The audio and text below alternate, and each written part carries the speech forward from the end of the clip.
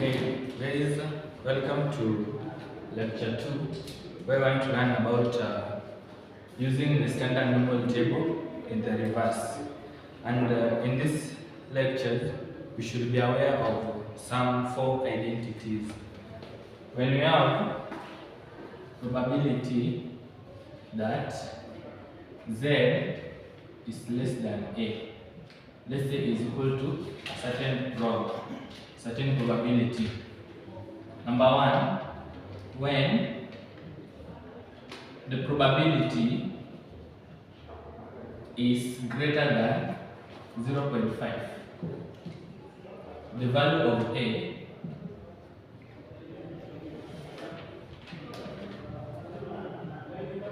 will be positive. When this probability is greater than 0.5, then the value of A will be positive.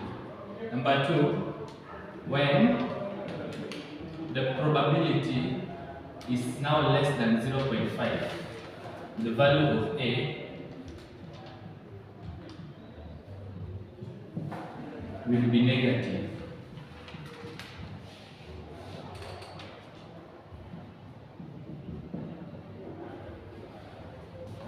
Now when we have the probability that Z is greater than A is equal to a certain probability. Number one, when the probability is greater than 0.5, then the value of A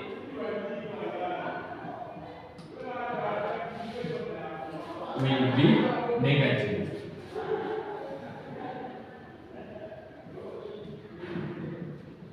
Number two, when the probability is now less than 0.5, the value of A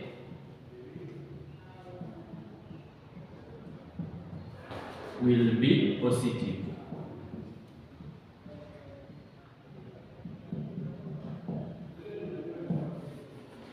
It's good to know these four identities since it will help us in reversing. Now we're using the standard normal table in reverse to find the value of A, which is unknown. Since we don't know whether the value of A will be positive or negative, when we use these identities, we will solve it easily. Let's have some examples.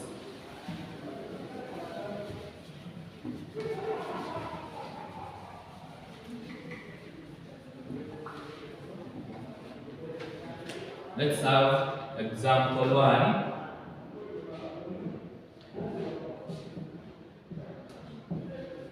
Let's say if Z is assumed to be normally distributed with the mean 0 and variance 1, then find the value of A, where the first one, find the value of A, where we have the probability that Z is less than A and is equal to 0.9693. We're being told to find the value of A. The probability of Z is less than A and is equal to 0.9693. Now we realize that our probability is greater than 0.5, meaning the value of A will be positive according to our identities. Therefore, we have, this is our phi A, this is our phi A, which is equal to 0.9693. Therefore, our A is equal to phi inverse of 0.9693. Now, in our table, we look at, like example, this is our table. We look at the body of the table. We look for the number 0.9693 inside the table or a number close to, but we don't choose the number that has passed 0.9693. 0.93. Now when you look at our table, a number close to 0.9693 is 1.86. Therefore, our A is 1.86. It's positive. Let's look for example 2, where we now have our example 2. We now have the probability that Z is less than A and is equal to 0.0793. We realize our probability is less than 0.5. Therefore, the value of A must be positive. Now, let's have some sketch to illustrate. We want to use the property of symmetrical. Let's have some to sketch. Mean is 0. Notice the probability that A is less than 0. To be somewhere here. A is less than, Z is less than A, which means it's this probability. This probability, A is our A, it's always phi A, and our phi A is 0.0793. Now let's assume we have negative A greater than, we have the probability that Z is greater than negative A, which means this one, the probability of finding this area, so this 1 minus phi of negative A. Now we realize that this one now is, the equation for this is probability that Z is now greater than negative A and is equal to 0.0793. We realize that the area from A to the left is the same as the area from negative A to the right. This is due to the property of symmetrical. We realize that normal distribution is always symmetrically distributed. The area from A to the left is the same as the area from negative A to the right. Therefore, since our value of A will be negative, we can therefore use this to solve. So when we use this, we find that 1 minus phi of negative A is equal to 0.0793. Therefore, our phi of negative A is equal to 1 minus 0.0793. Therefore, our phi of negative A is equal to 1 minus that one will have 0.9207. Therefore, our negative A is equal to the phi inverse of 0.9207. Therefore, negative A is equal to 1.40. We divide both sides by negative. A is equal to negative 1.40. So our value of A is negative 1.40. Let's have an example dealing with that greater than.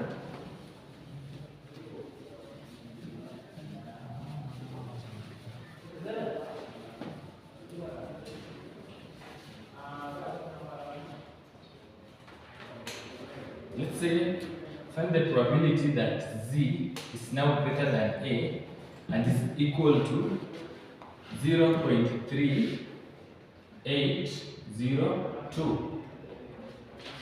We realize it's greater than and 0.3 is less than 0.5. Therefore, our value of A must be positive. Now to solve this, we realize that 1 minus phi of A will give us 0.3802. Therefore, our phi of A is equal to 1 minus 0.3802. Phi of A is equal to, when we subtract these, we get 0.6198. Therefore, our A is equal to the phi inverse of 0.6198. Now, looking using our normal table, we look at the body, the number close to 0.6198, or when we find the number exactly, then so 0.618, looking from our table, we realize that the number close to it, 0.618, the number close to 0.618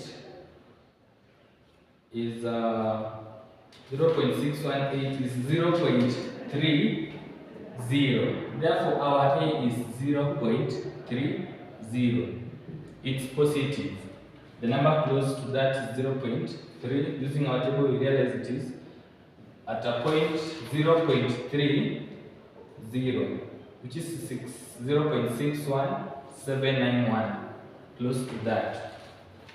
Another example, let's say we want to find the probability that now Z is greater than A and is equal to 0.7367. We realize 0.7 is greater than the probability is greater than 0.5. Therefore, the value of A must be negative. Now we are applying the property of symmetrical as we did earlier. Let's say we have this sketch.